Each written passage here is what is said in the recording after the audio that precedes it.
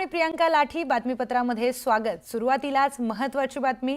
विधानसभा निवडणुकीमध्ये game changer ठरलेल्या लाडकी बहीण योजनेमधील अनेक घोटाळे आता समोर येऊ लागलेत। काही बहिणींनी पात्र नसतानाही या योजनेचा घेतलेला लाभ सर्वश्रुत आहे। पण आता या योजनेबाबत समोर आलेली माहिती अतिशय धक्कादायक आहे। गेले जवळपास 10 महिने 14,300 बोगस लाडक्या भावांनी बहिणींच्या नावे सरकारला 21 कोटींचा चुना लावल्याची बाब समोर आली आहे। लाडक्या बहिणीत भावांची घुसखोरी।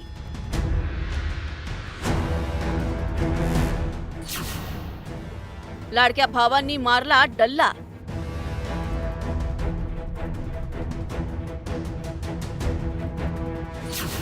लाडक्या बहिणींचे 21 कोटी भावांच्या खिशात।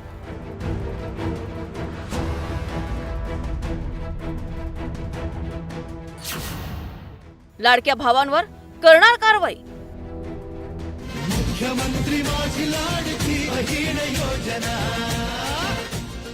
विधानसभा निवडणुकीच्या तोंडावर राज्य सरकारनं आणलेल्या मुख्यमंत्री माझी लाडकी बहीण योजनेला महिलांचा उदंड प्रतिसाद मिळाला। त्यातूनच या महिलांनी दिलेल्या पाठिंब्यामुळे महायुती सरकार सत्तेत आलं। मात्र याच मुख्यमंत्री माझी लाडकी बहीण योजनेत पुरुषांनी घुसखोरी केल्याचं समोर आलंय। 1-2 नव्हे तर तब्बल 14,298 पुरुषांनी या योजनेचा लाभ घेतल्याचं उघड झालंय। 10 महिन्यात या लाडक्या भावांनी तब्बल 21 कोटी 44 लाख रुपये लाटल्याचं दिसून आलं। एवढंच काय, महिलांचं नाव धारण करून तब्बल 2,36,014 पुरुषांनी या योजनेचा लाभ घेतला असावा असा संशय आहे। त्यांची छाननी करण्याचं काम सध्या सुरू असल्याची माहिती मिळतेय। 14,298 पुरुष या योजनेचा लाभ घेत होते असे समोर आल्यानंतर आता त्यांचे दरमहा 1,500 रुपयांचा हप्ता बंद करण्यात आलाय। 14,000 लाडक्या भावांना म्हणजे लाडक्या बहिणींची योजना आणि लाडक्या भावांना 14,000 जर 21 कोटी रुपये तिथं दिले जात असतील तर कदाचित हे भाजपचे कार्यकर्ते आहेत का हे सुद्धा तिथं बघण्याची जरूरत आहे। आणि कशा पद्धतीने या सरकारला इलेक्शनच्या तोंडावर घाई झाली होती हे कुठेतरी त्या ठिकाणी आपल्या सर्वांना बघायला मिळतंय। म्हणजे तिजोरीचा, सामान्य लोकांचा टॅक्सचा पैशाचा वापर फक्त आणि फक्त इलेक्शनसाठी, निवडणुकीसाठी आणि कसं तरी निवडून यायचं यासाठी केला आहे हे कुठेतरी आता स्पष्ट होतं। दुर्दैव आहे महाराष्ट्रामधल्या सरकारी तिजोरीवर आपल्या निवडणुकीच्या संदर्भातून निर्णय घेत असताना चुकीच्या पद्धतीने अशा पद्धतीने योजना राबवली आणि त्याचा फटका आणि त्याचे पैसे हे सर्वसामान्य माणसाचे गेलेले आहेत। आता तर पुरुषांनी सुद्धा लाभ घेतलेला आहे। म्हणजे यंत्रणा किती पोकारलेली आहे, किती भ्रष्टाचारामध्ये या ठिकाणी धाडस वाढलेला आहे, सरकारची भीती राहिली नाही हे चित्र आपल्याला समोर दिसतंय। केवळ महिलांसाठी ही योजना असताना 14,298 पुरुषांनी या योजनेचा कसा काय लाभ घेतला? या योजनेत लाडक्या भावांना कोणी घुसवलं? अर्जांची छाननी करताना याची पडताळणी का केली नाही? सरकारला पडलेल्या 21 कोटींच्या भुर्दंडाला जबाबदार कोण? या लाडक्या भावांकडून सरकार पैसे वसूल करणार का? असं एक ना अनेक प्रश्न या निमित्तानं उपस्थित केले जात आहेत। सरकारने स्पष्ट केली आहे, चुकीच्या पद्धतीने जे आमच्या लाडक्या बहिणींनी घेतले आहे त्याबद्दल सरकारची भूमिका क्लिअर आहे की वसूल करणार नाही। पण त्या महिलांच्या पैसे जर भावांनी घेतले असेल किंवा व्यक्तीने घेतले असेल, पुरुष व्यक्तीने, तर गुन्हा दाखल केला पाहिजे आणि पैसे वसूल केले पाहिजे। म्हणजे आमच्या बहिणीचे पैसे ते पैसे जर तुम्ही त्या ठिकाणी पुरुष व्यक्ती उचलत असतील तर मग दोन्ही गोष्टी केल्या पाहिजे।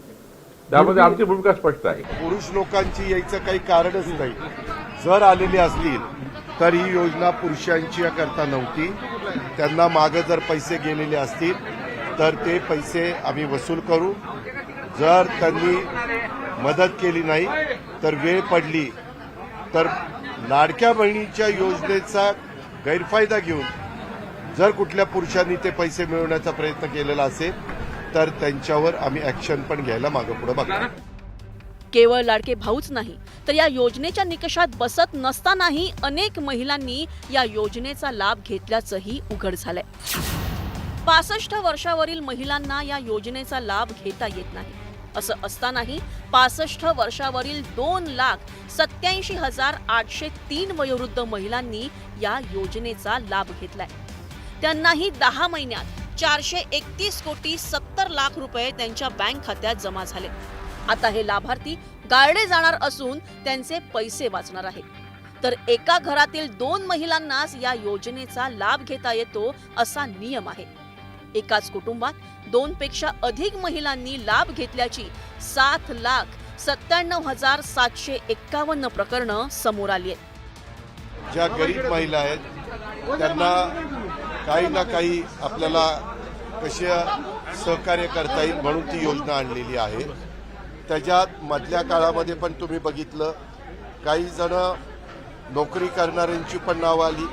जसं जसं एक एक गोष्टी लक्षात येत आहेत तसं तसं आम्ही ती नावं कमी करतोय. लोकसभेत बसलेल्या फटक्यानंतर महायुती सरकारनं विधानसभा निवडणुकीच्या तोंडावर सरकारनं घाईघाईत ही योजना आणली. त्यावेळी सरसकट या योजनेचा लाभ देण्यात आला. या योजनेसाठी पात्र नसताना अनेकांनी घुसखोरी केली. राज्यात महायुती सरकार पुन्हा सत्तेत आल्यानंतर आता या योजनेला निकषाची चाळणी लावली गेली आहे. यातून या योजनेतील घुसखोरांची प्रकरणं समोर येत आहेत. या सर्व पार्श्वभूमीवर या पडताळणीत आणखी किती जण बाद होत आहेत याकडे सगळ्यांचं लक्ष लागलंय. Bureau report, news 18.